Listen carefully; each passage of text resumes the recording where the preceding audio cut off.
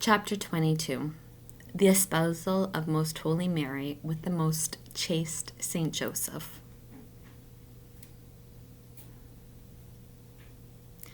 On the day on which, as we have said in the preceding chapter, our Princess Mary completed the 14th year of her life, the men who at that time in the city of Jerusalem were descendants of the tribe of Judah and of the race of David gathered together in the temple.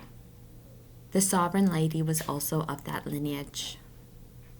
Among the number was Joseph, a native of Nazareth, and then living in Jerusalem, for he was one of the descendants of the royal race of David.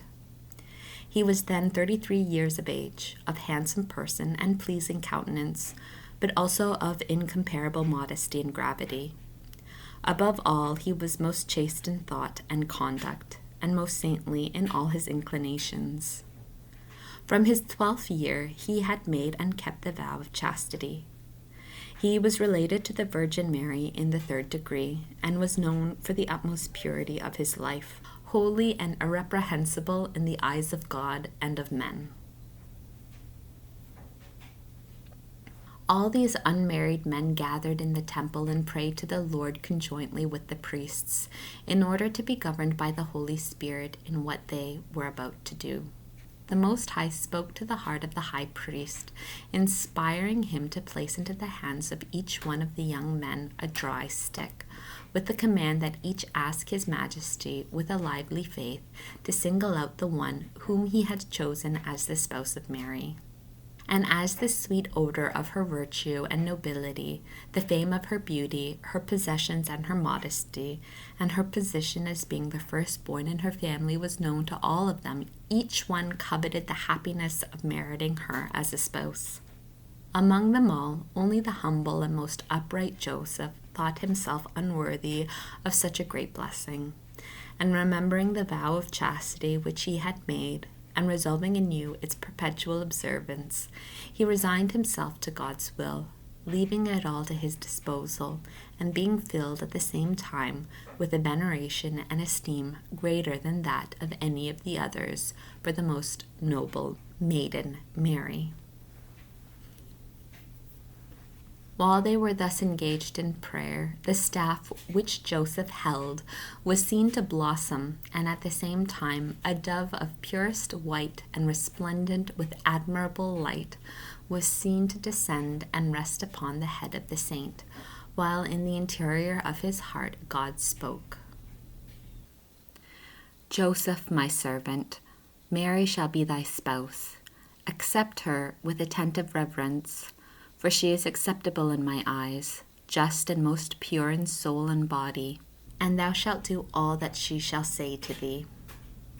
At this manifestation and token from heaven, the priest declared Saint Joseph as the spouse selected by God himself for the maiden Mary.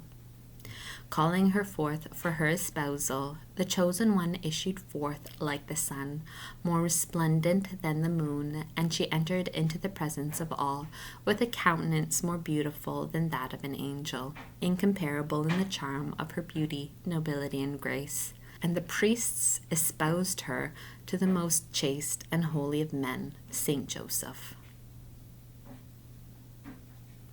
The heavenly princess, more pure than the stars of the firmament, with tearful and sorrowful countenance, and as the queen of majesty, most humble yet uniting all perfections within herself, took leave of the priests, asking their blessing, and of her instructress and her companions, begging their pardon.